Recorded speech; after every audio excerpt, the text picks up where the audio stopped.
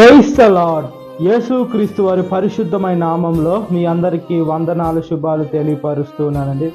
బలహీనంలో ఉన్న మనల్ని బలపరిచేది ఏది అంటే వాక్యం అండి. మనల్ని మనం పరీక్షించుకున్నప్పుడు మన జీవితాలు కుంగిపోయి ఉన్నా, మన జీవితాలు బాధలో ఉన్నప్పుడు మనుషులైతే ఎంతవరకు ఆదరిస్తారు అంటే కొంతవరకు ఆదరిస్తారేమో, కొంతమంది ఆదరించేదానికి కూడా దగ్గరికి రారండి. అయితే దేవుని వాక్యము మనం ఎప్పుడైతే చదివితే మనము కుంగిపోయిన వాళ్ళని లేవనెత్తుతుంది, పడిపోయిన వాళ్ళని లేవనెత్తేదే అండి వాక్యం. అంటే దేవుడి వాక్యము మంచి వాళ్ళకి కాదు, కానీ అంటే దేవుడి వాక్యం అందరి కోసం. అయితే మంచి వాళ్ళు దేవుడిని అనుకోరు, వాక్యం చదవరండి.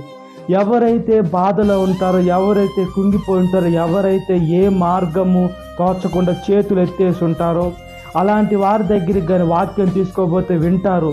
అన్నీ బాగుంటే వాక్యం వినరు, వాళ్ళకి దేవుడు కూడా అవసరం లేదండి. అయితే మనకు అన్నీ ఉన్నా కూడా మనం ఎప్పుడైతే దేవుడిని విశ్వసిస్తూ ఉంటామో, దేవుడికి మనము మొట్టమొదటి స్థానం మన జీవితం మనకు సమర్పిస్తూ ఉంటాము.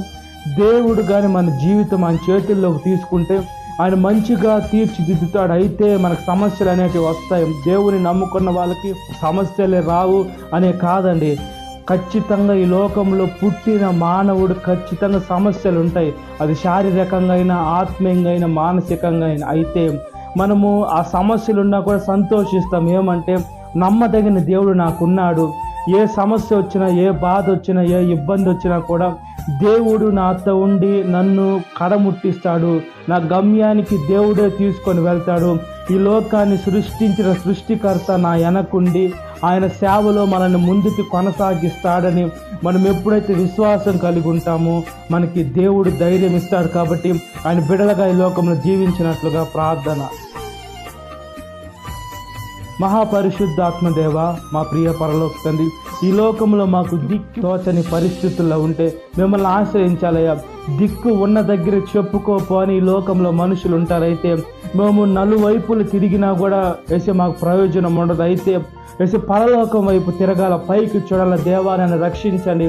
సృష్టించిన సృష్టికర్త, ఈ లోకంలో మనుషులు అందరూ వేసే ఒకటిగా నా మీదకు వచ్చిన ఈ లోకంలో సృష్టి అంతా మనకు ఆపోజిట్గా ఉన్నా కూడా దేవుడు కానీ మనతో ఉంటే ఈ లోకంలో ఏ సమస్యలు ఉండవు. కాబట్టి మీరు మాతో ఉండి మమ్మల్ని నడిపించమని అడుగుతున్నాను.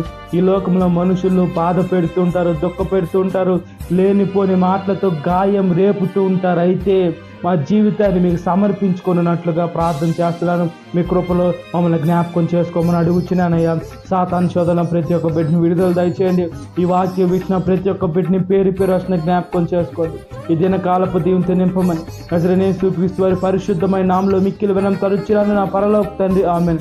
Praise the lord. God bless you. Have a great day.